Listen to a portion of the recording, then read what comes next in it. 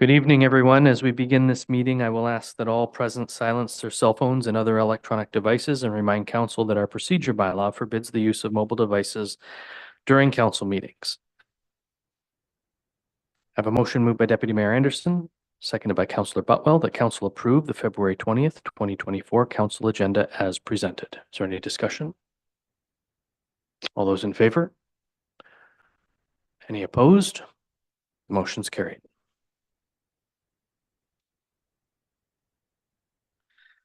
And all of council is present. I will note that Councillor Wright is joining us by Zoom. The Municipality of Brighton Council recognizes and acknowledges that we are on the traditional territory of the Mississauga and Anishinaabe, now of Alderville. The Mississauga peoples agreed through treaties with the Crown to mutual sharing obligations and responsibilities as stewards of the lands and waters. We recognize that these are now our shared obligations in partnership to continue to protect the land and the water that we now know as Brighton. In doing our work, Council honors the Indigenous ancestors who came before us and who continue to be present on these lands which we occupy. We acknowledge and honor the First Nations who continue to hold and share their rich history, traditions, and cultures that are proud, modern, and vibrant. As we move forward, we hope that every time we gather, we acknowledge all those who have come before us. I have a motion moved by Councillor Rowley, seconded by Councillor Wheedldon, that council adopt the February 5th, 2024 council meeting minutes as presented. Is there any discussion? All in favor? There being none opposed, that motion's carried.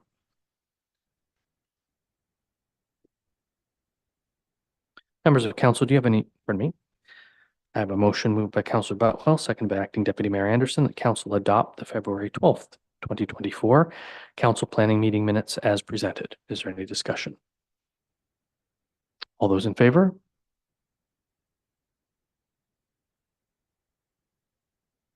I did. Thank you for letting me know. I am. I won't declare that one carried yet. Members of council, do you have any declarations of pecuniary interest? And if so, please state the general nature thereof. And there are none noted. Are there any announcements this evening? And there are none noted. Back to our motion. Again, moved by Councillor Butwell, seconded by Deputy Mayor Anderson, that council adopt the February 12th, 2024 council planning meeting minutes as presented. Is there any discussion?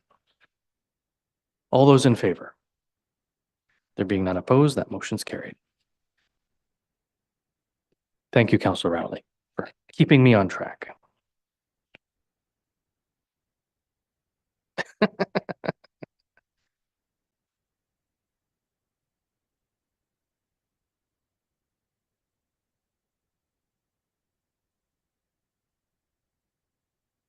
We have no statutory public meeting this evening. We have no delegations or presentations, which brings us to citizens' comment. Madam Clerk, are you aware of any citizens' comments this evening?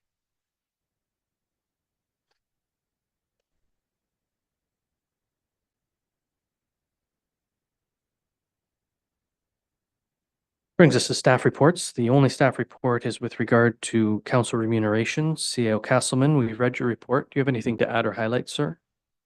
I do not. Motion is moved by Councillor Faretis, seconded by Deputy Mayor Anderson, that council receive the CAO report dated February 20th, 2024 regarding council remuneration, and that the clerk be directed to prepare a bylaw authorizing the council remuneration and expenses for the mayor, deputy mayor, and members of council effective January 1st, 2024, and that the council annual remuneration policy HR 190 be amended accordingly. Is there any discussion? Councillor Butwell. Thank you, Mr. Mayor, through you to the CAO. CAO Castleman, could you, I don't recall seeing this itemized in the budget. Would you mind letting me know what the cost of that report itself was and what portion was allocated to the council portion? CAO? The cost of the report was about $10,000 or so. And I think it was absorbed in my budget, quite frankly, and not allocated elsewhere. Okay, perhaps follow up. Go ahead. So that non-union group and the council portion, it was just collectively $10,000. They weren't separately charged or billed? CAO? That's correct. Correct. I have a couple more questions, if I may, Go ahead. at the same time. So I was wondering what criteria were selected or were used for the comparison of the municipalities.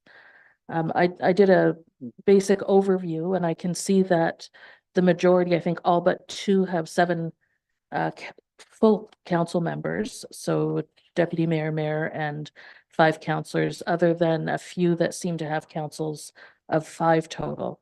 But other than that, the budgets vary between 35 and $80 million, and the population sizes are pretty different as well. So I was wondering if there was any indication. I did not see that criteria in the report. CAO? Through you, Mr. Chair, I think there are a number of different criteria that have been used to try and understand what our benchmark municipalities are. Certainly, geographic proximity to Brighton is one of them. Budget is one of them. Organizational structure is another. Number of council members perhaps is another criteria. I think there are a number of different criteria that were used. We're trying to determine what the going rate is generally in the area and also throughout Eastern Ontario. Okay, thank you. Any other questions or comments from members of council? Councillor Faretis? Through the chair, thank you. I have some comments here, and I'll apologize in advance if I'm a little long-winded. Just generally or tonight? Sorry, my apologies, Councillor Faretis. I walked into that one. There appears to be a bit of controversy in some quarters over the current proposed municipal budget increase of 7%, and it's actually 7.09. And it appears to be singularly focused on this proposed council compensation review as the major cause of this outrageous tax increase. So I'd like to take just a moment to put a few things into perspective. For 2023, the actual municipal budget increase was 7.3%, which is actually 2.21% higher than the proposed 2024 municipal increase. Now, we need to remember that municipal taxes, and by extension increases, only represent 40% or less than half of the final tax charge. The county makes up about 40%, and policing and education make up the remaining 20%. So to get a proper indication of the final tax increase, we have to blend all of these factors. That's the one lesson I've learned from Director Whitfield. In 2023, even with the municipal increase of 7.3%, after blending, the actual increase was 6.1%, driven in large part by the county rate and policing and education. So for 2024, we're starting with the lower municipal rate, and we have indications that the county rate for 2024 has increased to 6.57. If we assume that policing and education will remain stable, the projected blended rate increase will be something in the order of 6.8%. Now, it should also be noted that not all of these 2024 budgets have been finalized, so the actual blended number could vary.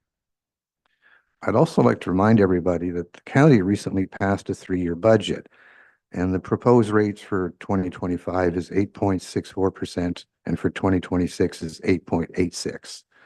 So the lowering impact of blending we've experienced in the past 2 years seems not likely going forward. Now, it's been suggested that perhaps we should kick this cost down the road, and that doesn't seem to make either political or fiscal sense to me. In fact, it's that practice that got this council into the predicament we're in now, having to face these sort of adjustments to keep us competitive.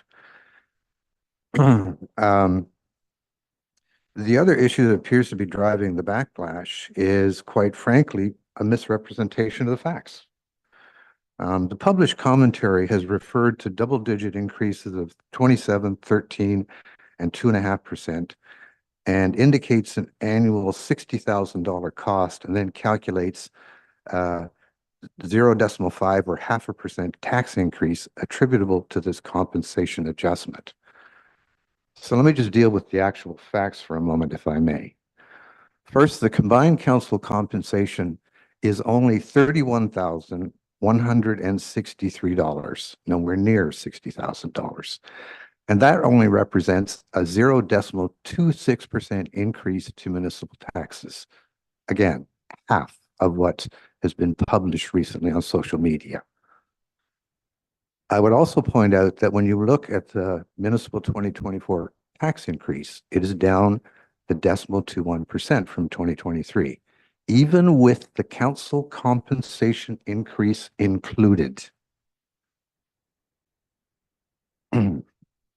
Now, as stated earlier, recognizing that municipal taxes are only 40% of the final tax bill, and that county policing and education makes up the remaining 60%, then this 0.26% compensation increase on a blended basis is actually 0.10%. So what does this mean to taxpayers? If you take a home assessed at $400,000 with a current tax rate of $5,160.16, and then add a blended increase of 6.8%, recognizing it could be subject to a decimal something this way or that, you're talking about a $350.89 annual increase in taxes. Of this amount, the compensation adjustment of 0.10% would only increase taxes by 35 cents per household. Now, there has been considerable commentary on social media lately about the merits of this proposed council remuneration increase for what is perceived as a part-time job. Now, I do not get involved in social media, but Elaine, my chief of staff, and she actually hates it when I call her that, keeps me apprised of the commentary. I am troubled by a survey that was apparently done, according to social media, to quantify the hours we spend on our part-time council jobs. I'm disappointed to report that I was not asked to participate in the survey. I note that according to this survey that we councillors only work from 7 to 20 hours per week, with an average of 10 hours per week, and therefore only have part-time jobs. I would be very grateful if someone could explain to me how to get my time down to 7 to 20 hours per week. For example, I have a separate phone that I use only for council business. Only for council business. And its data tracking tells me two things. First, that I deal with council business 7 days per week based on the data. And secondly, I spend 4 hours and 38 minutes every day on the phone on council business, including weekends. Now, I don't get involved in social media. It appears that I spend 30 hours per week just talking or texting or emailing residents, staff, committee members, and other council members. I won't even attempt to try and calculate the time spent preparing for and then participating in meetings, whether council meetings, committee meetings, or external agencies that I sit on. I am concerned, quite frankly, that if I fully quantify the number of hours spent on council matters, it would clearly support my chief of staff's allegations that I do not spend enough time with her. Now, someone made a reference that being an old, rich, retired politician affords me the opportunity to spend more time on council business. While I will confess to being old and retired, I categorically reject the suggestion that by extension I am rich. That is clearly not true. My colleagues know that one of my failings as an old retired politician is that I read everything that comes from staff and other agencies, past and present. Someone once described me as an expletive-deleted nerd who has a bad habit of accepting everything presented at face value and then proceeding to independently verify the information. I am sure that this bad habit contributes to the inordinate number of hours I spend on council business thus violating the survey average for number of hours spent on this supposedly part-time job. My colleagues also know that as an old retired politician, I'm always willing to share the results of my research, perhaps much to their chagrin, as I bombard them with emails or texts with articles, studies, reports, spreadsheets, data findings, and other items which may have a bearing on an item up for discussion. Chair, my apologies for my long-winded commentary, but there were a few facts that I felt needed to be expressed and recognized in a public meeting, and a few misconceptions based on faulty data that needed to be corrected. In summary, I am in favor of the recommendation and would support it. I again remind all my council colleagues that the data was prepared by an external consultant who specializes in the area and who has no vested interest. Further, that the option to kick the matter down the road makes no political or fiscal sense, and it is this practice in the past that has led to the current situation where council compensation is out of line with the surrounding comparable municipalities. Thank you. Thank you, Councillor Faretis. Councillor Wheedldon? Thank you, Chair. Your last comments there, Councillor, remind me of the state of the Prime Minister's residence. It's politically unpopular for any politician to vote themselves any sort of perk or raise or compensation. And for that reason, the Prime Minister's residence has been moldering away for decades, to the point where the cost of remediating it, removing mold and rats from the residence of the Prime Minister, has been a tens of millions of dollars project that still has not seen its fruition, even though they've been at it for 5 years or something now. I remember when the current government provincially voted themselves a raise. It might have been in the last term. And I was initially very critical. But not long after that, an MPP actually resigned, an NDP MPP resigned, because the combination of the high cost of living in Toronto, where she needed a second residence, and the cost of childcare for her long hours were actually too much for her MPP salary to bear. So she resigned. And that gave me some perspective. The big number that they voted to approve was, again, the result of too many years of not having any increases because of past political decisions to keep their salaries low. So I'm not, like you, I'm not in favor of kicking this down the road. What I would like is, I mean, when it comes to, say, executive compensation, usually trying to be competitive means giving higher and higher and higher incentives for people to come. And in politics, I don't think that's appropriate. People shouldn't be doing this job for the money. That said, I've spent most of my working life in nonprofits where we don't do it for the money. And the line between job satisfaction and exploitation can be very fine. I've been in director level positions in nonprofits where my peers in that level of position at other institutions that were not nonprofits or were in a different sector made 4 times my salary. And that was pretty demotivating at the time. You know, I was passionate about the work I was doing, and I put in all sorts of unspoken, unclaimed overtime, and devoted my life to that practice. And it was wonderful within my little community. But at the end of the day, I was still making $35,000 for a full-time, more than a full-time job before we moved to Brighton. And so I'm aware at how much that, you know, being in it for the right reason can become an excuse to pay nothing. And so where do we fall in that extreme between wanting to pay the most to attract people to a role and wanting to make sure people are in it for the right reason by maybe not paying very much?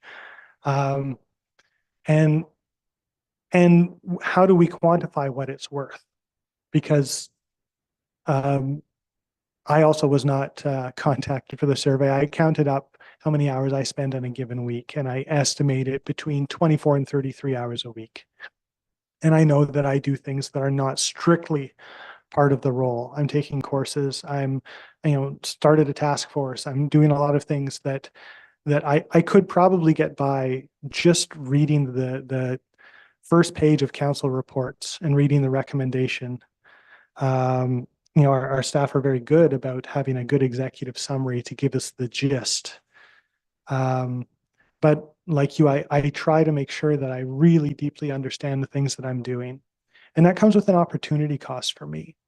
I do less business when I'm doing council business. That's something that I do willingly. And I haven't really been counting the cost of that.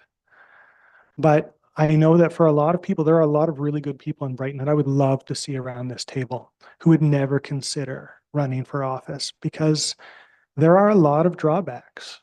We take a lot of stuff from the community. There is a mental health toll. And for that reason, I'm definitely in favor of the $2,000 healthcare spending allowance. I really, really hope it includes mental health care. I think that's high importance for councillors. And I hope we all use it. But there's also the demands on the time. There's, the strain of just simply being on call. We're not technically on call in that we don't have to answer our phone at any given time of night. We don't have to answer emails, etc. But still, we feel, or at least I feel, somewhat of an obligation to respond to people in a timely fashion, to be open and transparent to the community, and that takes a lot of time and effort, and it can be wearing. And people know this. They see this and they say, no, I wouldn't do that. I wouldn't put up with what you do for what you get paid for it. Now, the pay is part of it. It's just one part of it. The healthcare, for the sake of mental health care, I think would be another hurdle that we could help people over. But my point is that I feel that this compensation review is not about trying to get us to the top of the heap so that we can attract more people into this role. We're actually technically only aiming for the 50th percentile of comparable municipalities. I see this as, how do we reduce the barriers that keep people from even putting their hat in the ring? Because there are a lot of people who just would never take that step because it's going to cost them financially, it's going to cost them socially, because you can't go out in public without talking politics. You just can't. It costs them in their mental health. It costs them in their time, in their family time. So if we can find a way to tip that balance just a little bit in favor of getting more voices around the table, and not just people who have the time of retirement or the time of being rich enough to spend time on whatever you feel like, not necessarily both together, but just, to have more voices around the table, to show the diversity of Brighton in this chamber would be wonderful. So I think any step we can take towards that, enabling that, would be a benefit to future Brighton, not just to my current bottom line. Thank you. Thank you, Councillor Wheedldon. Anyone else? Councillor Butwell? Thank you, Mr. Mayor, and to everyone seated around this horseshoe. I don't doubt that we all entered into this wanting to do anything else other than our very best job. Couple of little factoids from this past week, because I've been contacted and spoken with many people in this community. I've read the comments online. I've responded to a couple of them. This is a part-time job. That's how it was presented to me at the beginning. Sorry, I'm having a moment of, there we go. So we all ran for this position knowing roughly what the time requirements were going to be, what the efforts were going to be. what the pay was going to be, and really none of us do it for the pay. I would doubt the people around this table are not doing it for the money. I don't get that sense at all. We had an understanding of how it was going to work, and it does not sit well with me to be increasing my own salary. And really, it's not a salary, it is an amount offered. We stood for this job the way that it was presented. We are here not for a paycheck. We are here in service to our community. And it does have some financial perks. I, like my colleague, and probably like many, would definitely see the value in allowing some healthcare spending. And hopefully, like my colleague said, mental health care. I am from a background that when we negotiated increases, because they were negotiated, we didn't arbitrarily decide on them. When you increased your salary, it was because of, or a salary of a particular position. It was because of an increase in responsibilities, the level of responsibility. I don't see that that's happened here, or a restructuring. And I don't see that that has happened here either, a restructuring where you might blend jobs. If we were talking perhaps of increasing pay to full-time to account for full-time hours that people can put into the job, then perhaps we might have this discussion about reducing our council size to help absorb that cost. We have some comparable municipalities that have 5 total sitting around this horseshoe, deputy mayor, mayor, as are mandated by the municipal act, and 3 councillors, similar sized communities. So perhaps that's a conversation that we could have at some point. I think it's also important to note that the bare minimum that you must do in order to have this position on this council is to show up to 1 council meeting every 3 months. And so there's not a single person around this table, this horseshoe in this room, or I doubt on any councils that I can recall that has ever done the bare minimum. I know that my colleague across has written a blog about the low pay incentivizes us to do less, incentivizes people to do less. But I don't think there's anybody sitting here doing the least whatsoever. On an agenda like we have tonight, we only have 1 discussion item. So you're not spending 3 to 6 hours reading reports, staff reports, having conversations with your colleagues necessarily. So the hours do vary from week to week. There are weeks that I put in 10 hours. There were weeks last year that I was putting in easily 30 some odd hours. But how do we make that distinction between when part-time ends and full-time begins? We choose, all of us choose to do more than the very minimum. We all choose, because we all have pride in the way that we do our jobs, to do what is needed of us. Just like some people choose to do more and go over and above because they have the privilege of having the time to do so. Not everyone on this council has multiple jobs. Some of us do, some of us do not. And I feel that if we're going to try to quantify this job, that it needs more discussion about how that's going to look going forward. I don't feel comfortable at a time when people are having such difficulty, and we are going to be raising the property taxes. And I know it's a 0.25%, right? 0.26%. No. Can you say? That's municipal when you blend it. You have to use your microphone, sir. No, that's municipal when you blend it, because our taxes are blended. It's 0.10, 1/10. 1/10. In other words, 35 cents a year per house.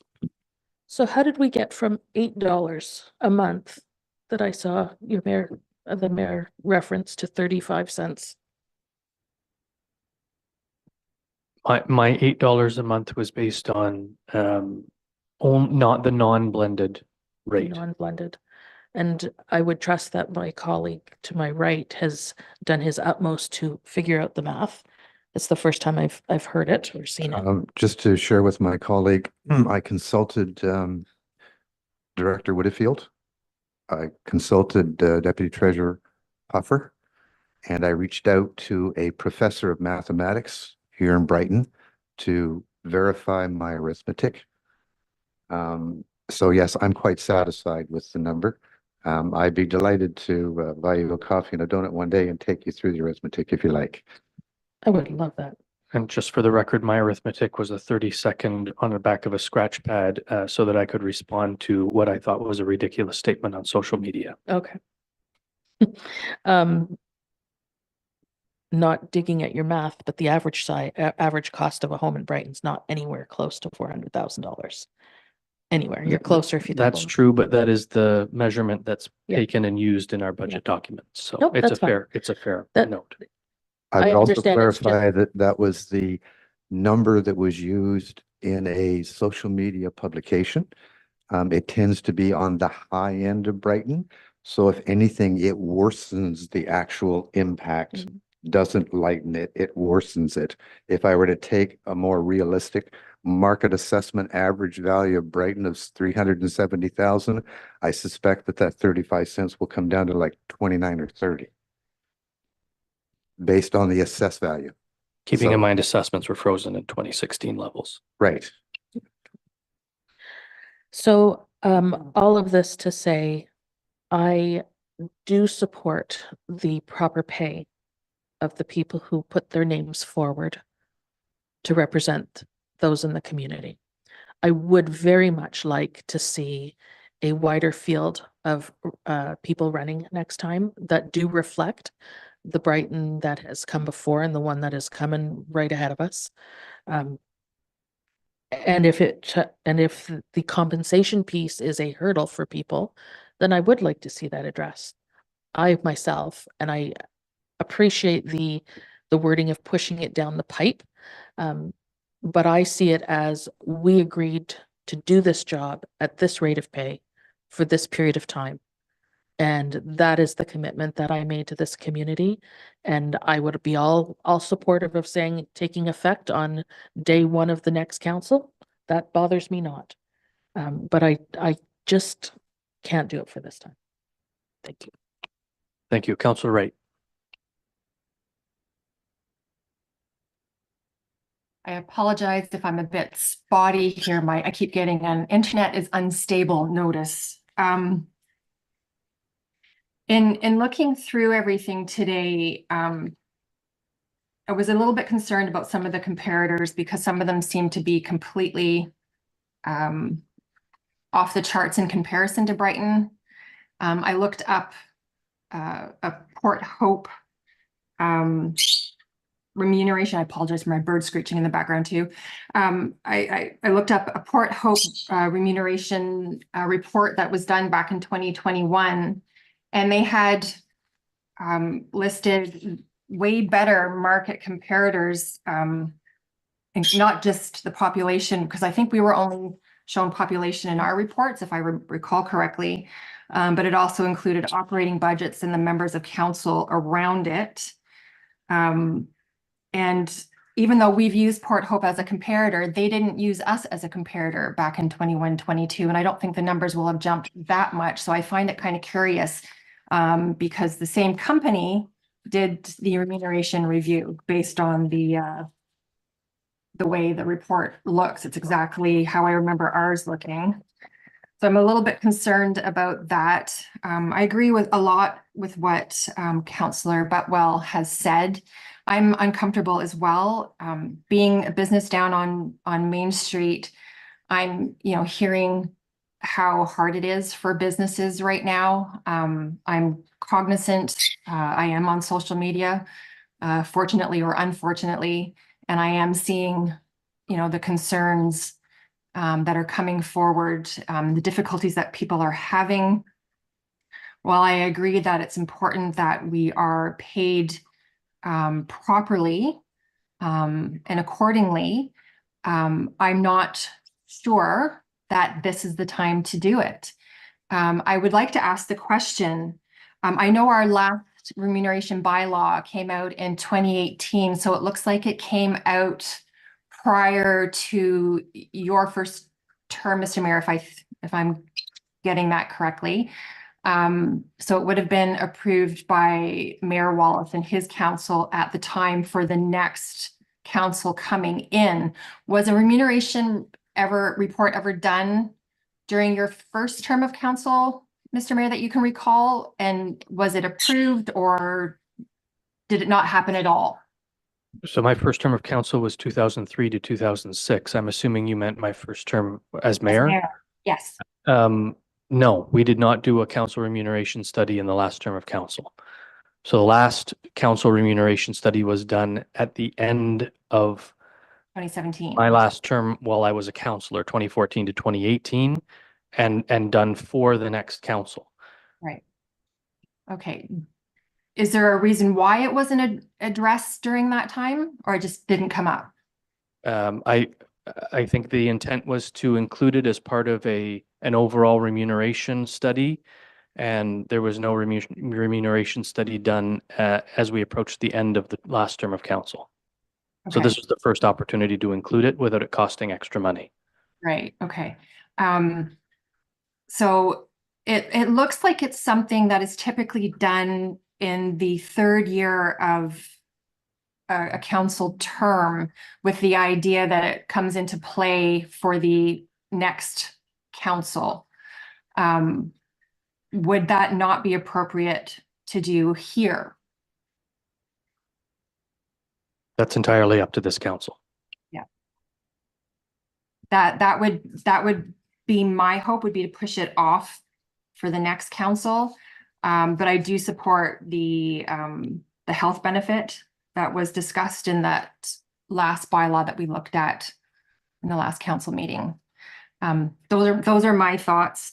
In terms of, the percentage numbers, we can throw out percentages all day long and what it looks like, and 0.1% doesn't sound like much, and it's probably not, but it's a lot to some people. And I'm just looking at a copy of the budget, and the increase to committees of councils, it's a total budget increase of 57,131, and I think that included the per diems. And I'm seeing here a budget increase of 0.51 and a tax increase of 0.4. So I know it gets kind of tied in with the Northumberland County taxes, which makes it look a little bit lower, but it still turns out to the same dollar amounts coming out of somebody else's pocket to pay us. So that's my thing right now. Thank you for that. Anything further from members of council? Councillor Wheedldon. Thank you. I do want to say that I don't think this is comfortable for any of us. It's not like we're rubbing our hands with glee at this, big fortune we're about to amass. It's an actual small number in terms of the dollars that we get. And I want to encourage all of us to think about, would we agree with this if it were for someone else? When we've talked about setting up for the next council, what's the utility of that? As Councillor Faretis has pointed out, it's not it's not like it's going to get more politically feasible moving forward, as the county 3-year budget indicates that their levy is going to go up considerably over the next few years. It's not going to get more economically feasible, but we would still approve it for someone else. And so is it because it's for us that we don't want to do it? Because I agree that it doesn't feel comfortable to vote myself a raise. And so if I'm okay with it for someone else, and if in fact I would champion it for someone else, why am I not willing to accept it for myself? So that's what I've been thinking about for the last week or so. Is this about how I feel, or is this about what is right? I see a response there. And just to quickly dive into that, it's not a comfortable discussion. No one wants to sit around this horseshoe and talk about giving themselves a raise. We all did know, or maybe we didn't, but we all kind of knew that the pay was not a living wage by any stretch of the imagination. And that is precisely why we ask a compensation reviewer to take a look at this and offer us what we hope is good advice to provide ourselves with items moving forward, and not just ourselves, but our non-union and also our our other staff as well. Councillor Boutwell. Thank you, Mr. Mayor, and through you to Councillor Wheedldon. So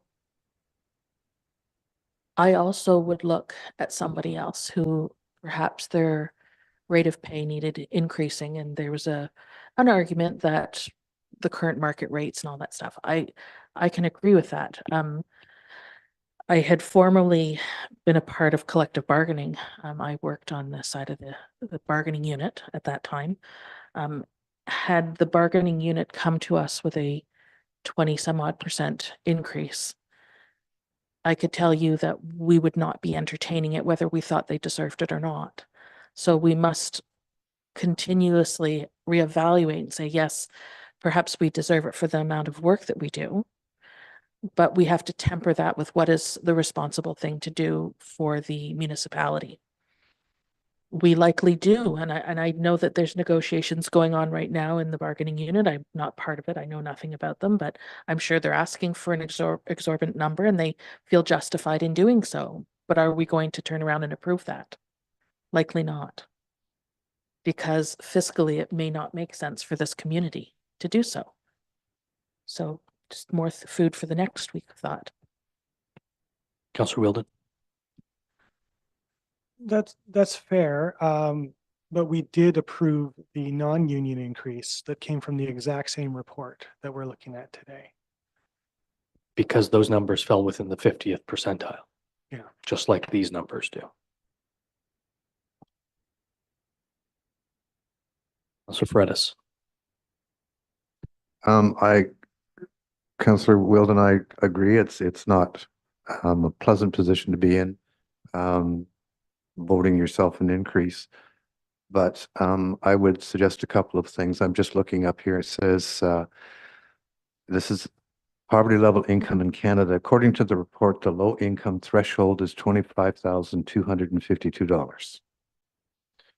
So even with our increase, we're below the low income threshold in Canada. I point to the fact that, and specifically mention the fact that the county budget for the next 2 years is considerably escalated. And it suggests to me that we will all be doing considerably more work trying to find the ways and means to buffer that increase going forward to minimize the impact on our taxpayers. Now, there are a number of revenue opportunities we've identified for this municipality, and it's going to take our collective effort in conjunction with staff to make them happen. And when we make them happen, this increase virtually disappears. It's a non-event. So you talked about incentivizing people to join. How about incentivizing everybody to join hands to implement some of those revenue enhancing opportunities to minimize the blow to taxpayers? And again, I clarify that we are still below the poverty threshold as identified in this site. Indeed. Councillor Boutwell. Thank you again. We are, but we're in a part-time position. And generally people who, you say you're not in a part-time position, but somebody who attends one meeting every 3 months, are you saying they are in a part-time position? I would argue that they are an irresponsible member of council if that was the case. Absolutely. But that is the bare minimum that is required of this position. I would wish them luck in the next election. Absolutely. And that is when we get called to task, right? So I don't doubt that you work hard. I love that you dig so deep that you figure out where everything has come from. I think that's a fantastic thing that a service that you provide to all of us, because you are very fortunate to have that time to do so. I just would say this is not a full-time job. And we were advised by yourself, Mr. Mayor, and I think our first get to know you session that we had, that this is a part-time job and not to overexert yourself, because you will not be compensated for it. And it will affect your mental health. You kind of alluded to that, and that, you get to a certain point and you've got to be able to step back from this job. So I applaud you for doing all of the extra work, but quantity of work is not a reason to increase your salary. And it is about the level of responsibility. This is a part-time job. If we look at a living wage, 2 part-time jobs equals a full-time job, if we look at it that way. So we're doing quite well in terms of the rest of the world. Also, just wanted to say one more thing. Prince Edward County has just deferred the increase for their council to the next end of the term. So the increase I think they're making it, so they're going to discuss it the final year. Be sure to wag my finger at Mayor Ferguson when I see him. Okay. Councillor Wheedldon. Thank you. I heard the mayor's comment at our first get together as well. And in fact, he looked at me tonight when you said it, just the same way he looked at me the first time he said it. So I know that I do extend myself, and I know that it was known that I would before I even got started. I am aware that this is my choice to do this. At the same time, I took the mayor's comment not just as a caution, but as a reflection on the state of being an elected representative. And I think that that's sad. I don't think it's something we should use to defend the status quo. I think the status quo is that people prepare themselves in this position for pain. And I don't think that's right. So I don't see that as well, you were warned. I see that as how can we fix this system so that we don't have to warn the people as they step in the door? Because I've been in much different positions. I've been in factories where they warn the new guy about what they're about to experience. I don't think that this table should be one where you have to warn people about what they're about to take on. My 2 cents. Anything further from members of council? Councillor Faretis. Yes, if I may. I heard the comment as well. But I readily admitted to this council that I have a major weakness and failing, which is I can never do anything part way. I always have to go the extra step. That's a failure on my part, and I humbly apologize.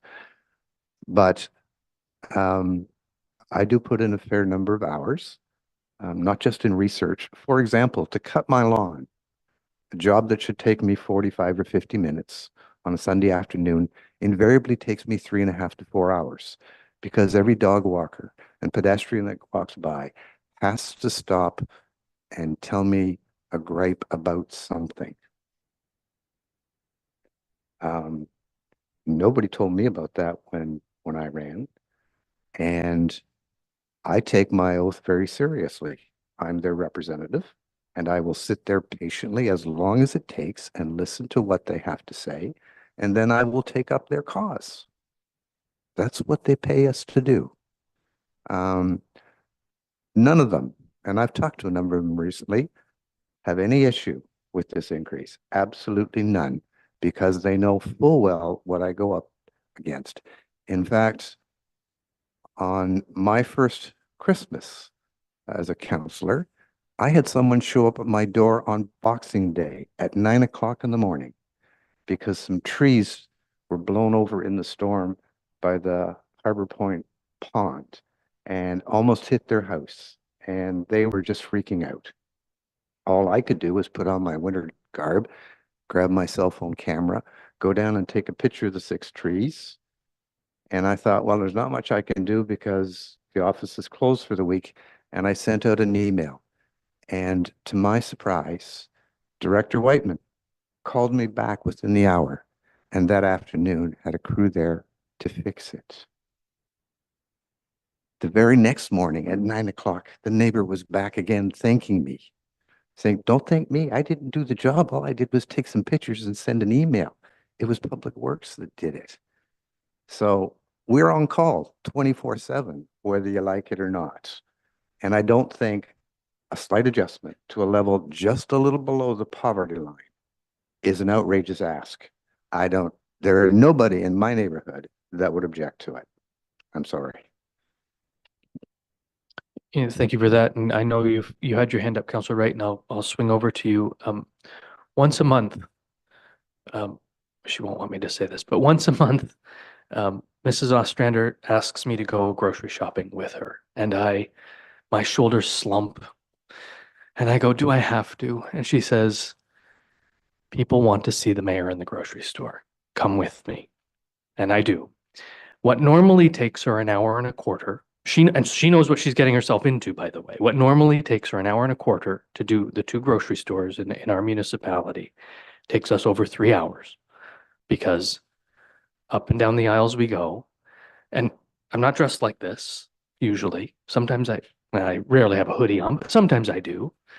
People go, "I didn't recognize you." But now that I do, we're going to have a conversation. And it easily doubles our grocery store time. I'm okay with that, right? And Tammy's okay with that because she's the one who encourages it. But that's the part and parcel of this that people don't get. The one guy who spends 15 minutes on aisle 4, it's just 15 minutes to that person. It doesn't matter that there's another person in aisle 7 waiting for me, unbeknownst to either of us. Anyway, just a point. Councillor Wright. Yes, I think I just want to make a comment about the use of the poverty line. Given how many homeless are happening right now, how people are struggling, I don't think any of us sitting in this horseshoe are even remotely close to the poverty line, despite what it is we pull in from council. I think that's very important to acknowledge, because there are people out there who are below the poverty line, are struggling to keep a roof over their head, food on the table, and pay their bills. So I think we need to keep that in mind, that we are not anywhere near poverty line. Thank you for that, Councillor Wright, and I agree. I certainly hope there's no one around this horseshoe that's near there. I would hope that there would be no one who was near there, but we know that there are people struggling in the community and across Northumberland County. But you raise a valid point about, who do we want to encourage to sit on council? And we've done some really good work lowering barriers to access, access to municipal service, and hopefully access to entry to public service. We've done some good work with our accessibility committee, making sure they're well resourced, taking their recommendations to heart, and maybe not fulfilling the recommendation entirely, but making sure there's a CIP available to fulfill those recommendations from an accessibility perspective. We champion the creation of Brighton's first Justice, Equity, Diversity, and Inclusion Committee to lower barriers for entry for people who don't look like me, and people who maybe love a little differently than me. And that's good. And I hope it does encourage people to enter public service. So why wouldn't I then champion an opportunity to reduce and lower the financial barrier to sitting around this horseshoe for people who maybe have young children at home, or are worried about their next paycheck, or a single parent? And I don't think that the 3 groups that I've just spoken about could afford to sit around this horseshoe right now, but their voices matter, and their voices should be heard, and they should have an opportunity to sit around this horseshoe. And frankly, I don't think we're even at the point, even if we take the recommendation tonight and proceed, we wouldn't even be there. But we're making a step, and I think it's an important step. There was a comment made about being on call 24/7, and we shouldn't be on call 24/7. Maybe not. I mean, that's entirely up to members of council. I am on call 24/7. If the gentleman with the 5 bars on his shoulder rings my phone at 2:30 in the morning and says something very bad has happened in our community and I need to call the emergency control group together, I need to be able to get out of bed and throw on a hat, brush my teeth, and get up to the North Fire Hall. So I am on call 24/7, my friends. And I had the good fortune of being able to go skiing with one of my daughters on the weekend up to Calabogie. And my phone tells me that even though I was at the top of a hill in Renfrew County, I was answering emails and a couple phone calls. And my daughter kept saying, "What are you doing?" I said, "Well, just, takes it off my plate for Tuesday. It's all good." So this is a constant job. There's no doubt about it. I want to be clear about something, though. If you told me I had to do it for free, I would. This job is important, and I love this job, and I love this community. I would do this job for free, but I shouldn't have to, and you shouldn't have to. Inflation has affected us all at the end of the day. I don't go to the grocery store and they give me the 2019 mayor's special. I don't get that. I still have to pay the same amount for increased prices of bread that everybody else does. So I really think we have a responsibility to whoever tomorrow is, but also to ourselves to make sure that we're taking into account the opportunities that this compensation review has provided us. And as we noted already, the compensation review happened when it happened. The timing's awful. I get it. But it happened when it happened to save the taxpayer $1.50 so that we wouldn't have a $10,000 bill just for a council compensation review.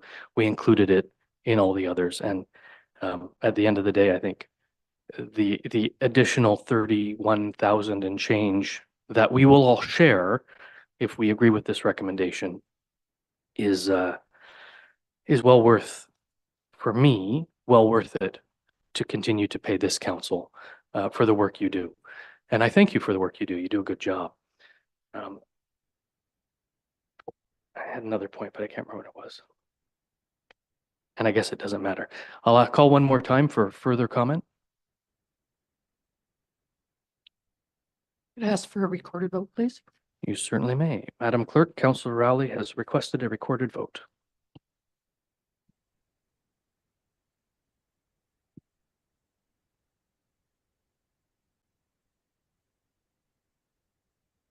Councillor Emily Rowley. Yeah. Councillor Jeff Sorry, Wheedldon. Madam Clerk, would you mind turning your microphone on and saying it again, Councillor Rowley? Yes. Thank you. Councillor Jeff Wheedldon. Yes. Councillor Bobby Wright. No. Deputy Mayor Ron Anderson. Could you Coun- please say so into your microphone, Deputy Mayor? Yes. Thank you. Councillor Ann Butwell. No. Councillor Byron Faretis. Yes. Mayor Brian Ostrander. Yes. And it's carried.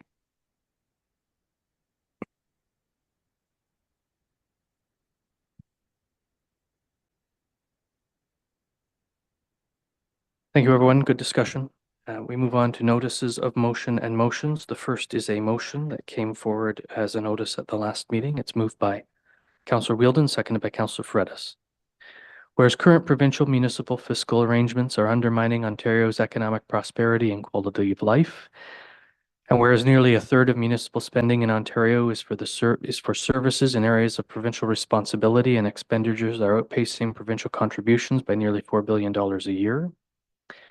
And whereas municipal revenues such as property taxes do not grow with the economy or inflation, and whereas unprecedented population and housing growth will require significant investments in municipal infrastructure, and whereas municipalities are being asked to take on complex health and social challenges like homelessness, supporting asylum seekers, and addressing the mental health and addictions crises, and whereas inflation, rising interest rates, and provincial policy decisions are sharply constraining municipal fiscal capacity, and whereas property taxpayers, including people on fixed incomes and small businesses, can't afford to subsidize income redistribution programs for the most in need, and whereas the province can and should invest more in the prosperity of communities, and whereas municipalities and the provincial government have a strong history of collaboration, Therefore, be it resolved that the municipality of Brighton requests that the province of Ontario commit to undertaking with the Association of Municipalities of Ontario a comprehensive social and economic prosperity review to promote the stability and sustainability of municipal finances across Ontario. Is there any discussion?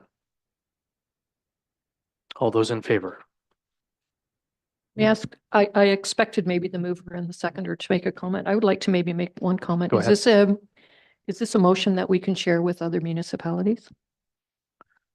We certainly may. Go ahead, Councillor Wheedldon. Yeah, this was a motion that was prepared by AMO, and it has been shared to us twice already. So this was just me adding another one to the pile.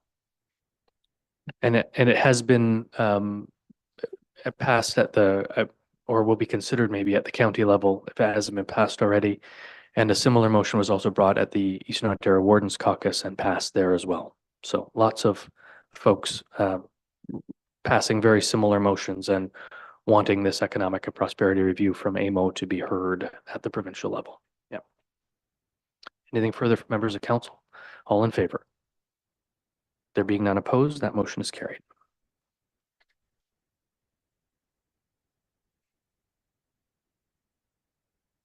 And members of council, you see that there are two other notices of motion in the agenda, which will be read as motions at our next regular meeting.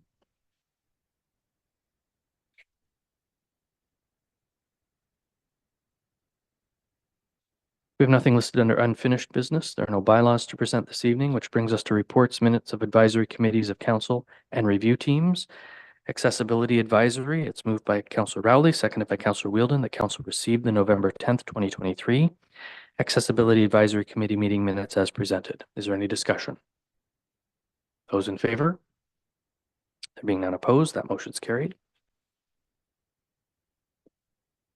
Heritage, it's moved by Deputy Mayor Anderson, seconded by Councillor Butwell, that council received the November 6th, 2023 Heritage Advisory Committee meeting minutes as presented. Is there any discussion? All in favor? Being none opposed, that motion's carried. Bringing us to reports, minutes of statutory committees, boards, and external agencies.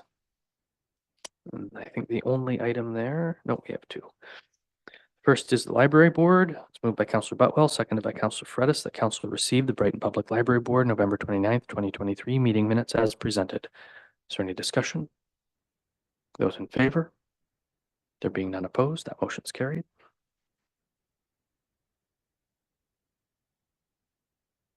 And Lower Trent. It's moved by Councillor Faretis, seconded by Councillor Butwell, that council received the Lower Trent Conservation Authority Board of Directors December 14th, 2023 meeting minutes as presented, and the 2024 budget and levy. Is there any discussion? Councillor Rowley. Would this be the final budget for Lower Trent? I know we've had some flip-flopping. I want to say yes. Councillor Wheedldon or Wright, any comment there? It's the final budget. It's approved and done. Question. Yep. Regarding youth education, that's in ours. That's something new, I believe, for Brighton. Is it the youth education piece for 6,000 and change? Is that something that we will get reports on as well? This is through the Lower Trent budget. Is that what you're talking about? I look to our reps. It's a category 3 expense that comes through our memorandum of understanding with Lower Trent. It's one of the things that the province broke out as non-essential services, and we agreed to with our MOU, I want to say late last year. Is this the kind of funding that funds the education worker at, for example, Goodrich Loomis? I believe so, yes. Thank you. Anything further from members of council? All in favor? There being none opposed, that motion's carried.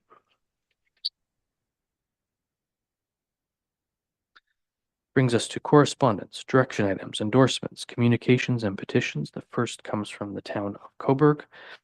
It's moved by Councillor Wheedldon, seconded by Councillor Rowley, that council received the town of Cobourg request regarding the establishment of an agreement with the town of Cobourg and Northumberland County to address the management of 310 Division Street. Is there any discussion? Councillor Wheedldon? Thank you. This is a sensitive one, and it required some background. I watched the Cobourg meeting that from which this resolution was generated, and the comparison that they've made to the town of Whitby. Whitby has an agreement with the region of Durham about operating a shelter there. My understanding of this is that this is a way for people who have come to the lower tier government with complaints and concerns around what is actually an upper tier responsibility, wanting some say and input into how that is carried out at an operational level by the nonprofit that actually runs the shelter. And so it's really 2 stages removed from being in the right lane. Now, I'm not a big fan of jurisdictional divides in the first place. That's why we started the task force on housing and homelessness, to figure out where those lines are and how to better work together alongside each other in different lanes of government, or maybe to tear down those divides. But I did look at the agreement that Whitby has with Durham, and it more or less just lays out what best practices in running a shelter are, and makes it a formal agreement between the town and the county or the region, which seems largely performative, and I think sets a bad precedent in terms of empowering people to push governments into each other's lanes.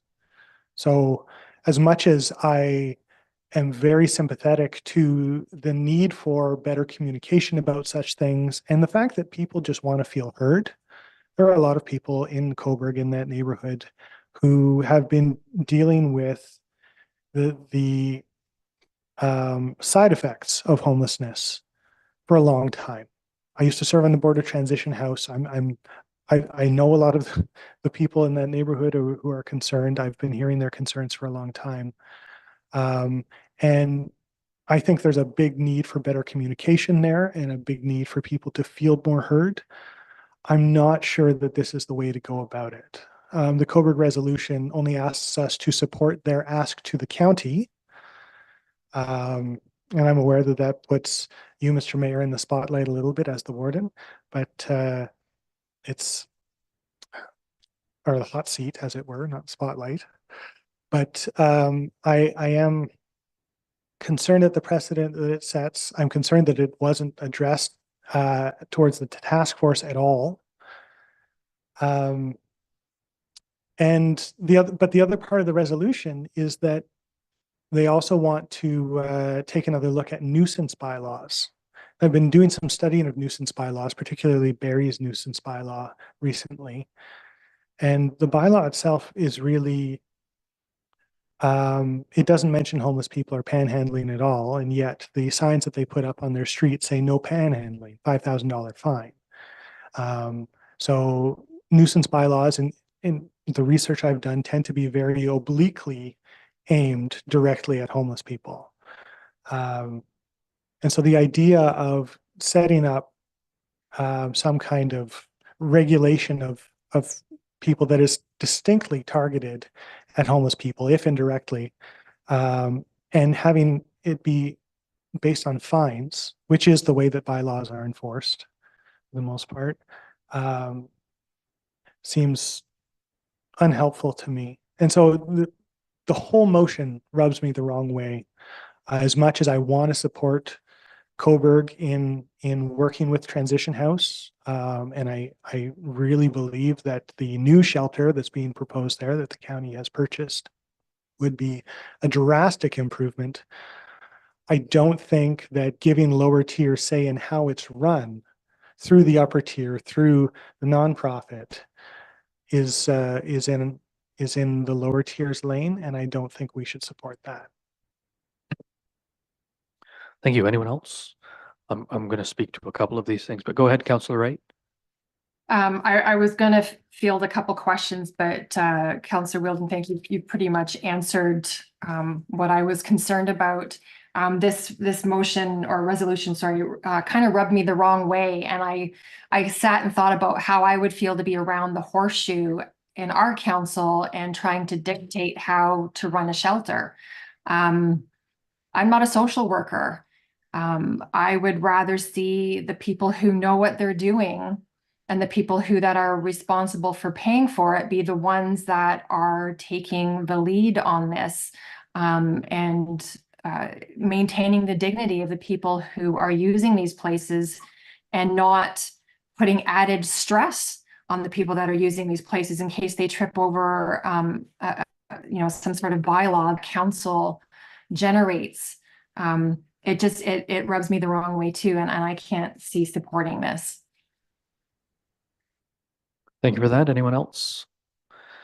The Durham-Whitby agreement, or any potential Cobourg-Northumberland agreement would be very different. Durham Region, of course, has its own policing, whereas in Northumberland we have 3 police forces, one in Port Hope, one in Cobourg, and then the rest of us are OPP policed, which I have said all the more reason to start down, not just from a cost-effective perspective of policing, but time to go down the road of combining our police forces, regardless of how that looks at the end of the day, because these kinds of things are going to come up more and more, and the want then to, well, who's going to pay for the cost of, pick your service. In this case, it's the cost of policing in many ways. The other big concern that keeps rearing its head is that the county did this in secret. The county purchased 310 in secret. Well, we all know how real estate transactions at the municipal level work.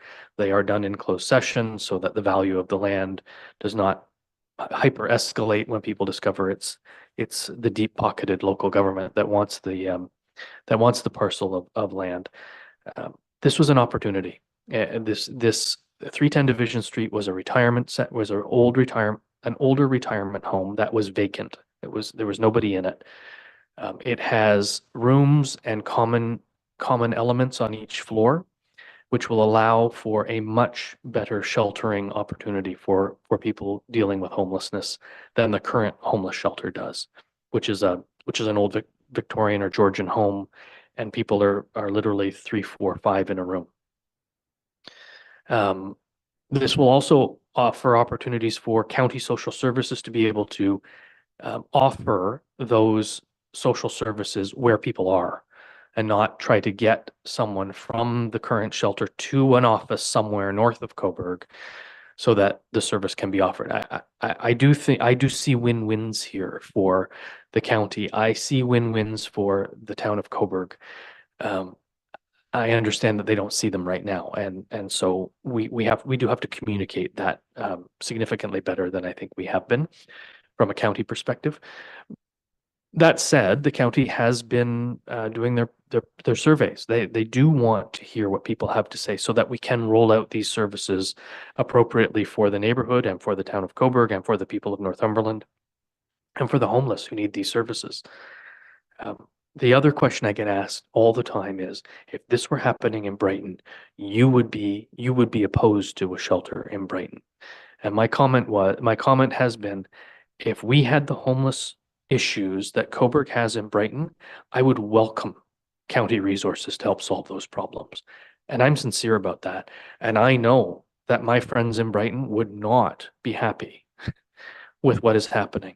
But it would be irresponsible of us to not take on this role where the problem exists, which is today in Cobourg.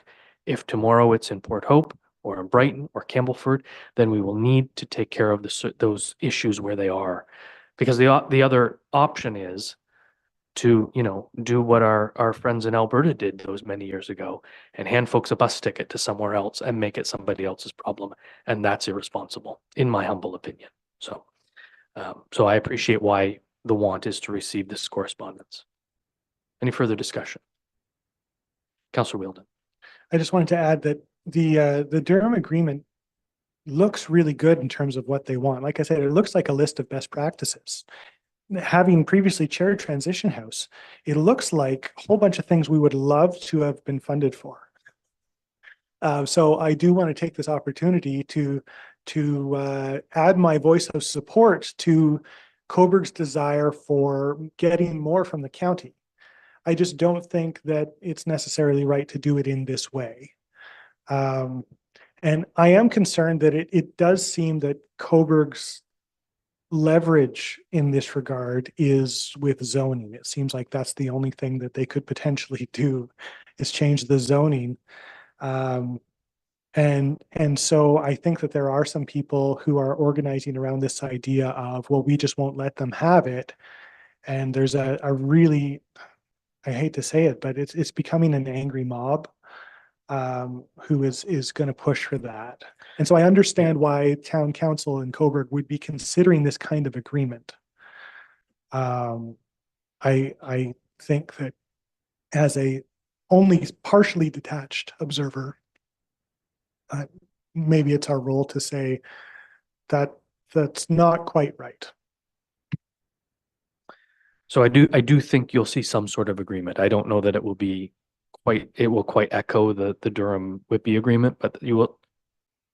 I think we have a bit of a responsibility to bring the boil down to a simmer, and if that means some sort of agreement that talks about best practices and says all the things we're going to do anyway, so be it.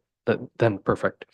From a zoning perspective, there's been a lot of talk about zoning. The one reason that 310 was purchased by the county is because the zoning was in place, the OP stuff was in place. There was no need to go to Coburg Planning and ask for a change. It was all there for what was needed to turn 310 into a homeless shelter.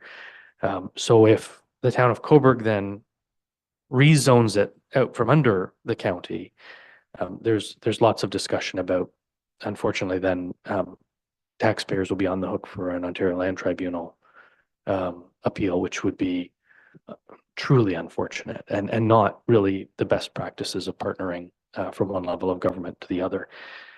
And I would question whether, in fact, it wouldn't be causing a human rights issue at the end of the day if they simply rezoned it so that no homeless could go there. I do wonder if our friends at Human Rights would have something to say about that, but hopefully cooler heads will prevail, and we'll just have to see. I don't have a crystal ball. Mine's been broken a long time. Any further discussion? All those in favor? Are there any opposed? Motion's carried.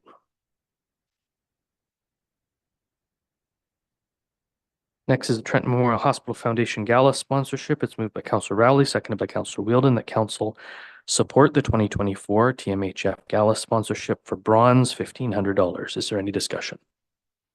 All in favor? Any opposed? Motion's carried.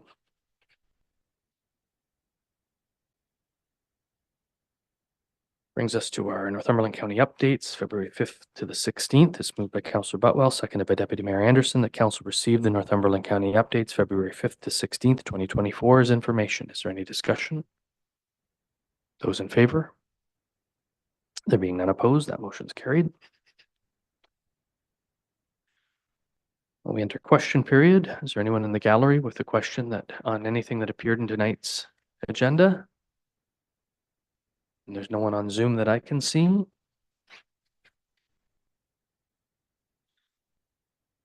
So we'll now read a motion to go into closed session if council agrees. By way of motion to proceed into closed session, those watching this meeting on YouTube are reminded that we will end the live stream and that we will not return to the live stream when we return to open session. Anyone physically present who remains outside of chambers during the closed session will be welcomed back into the chambers when council returns to the open session.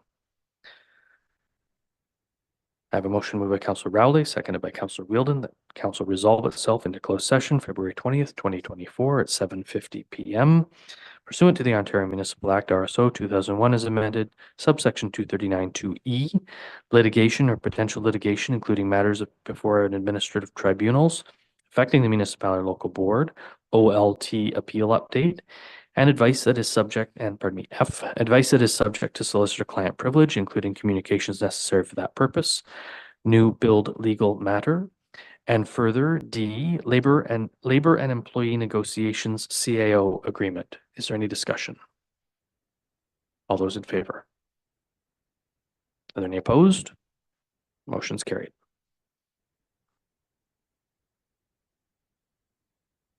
And we will take a 9-minute recess, return to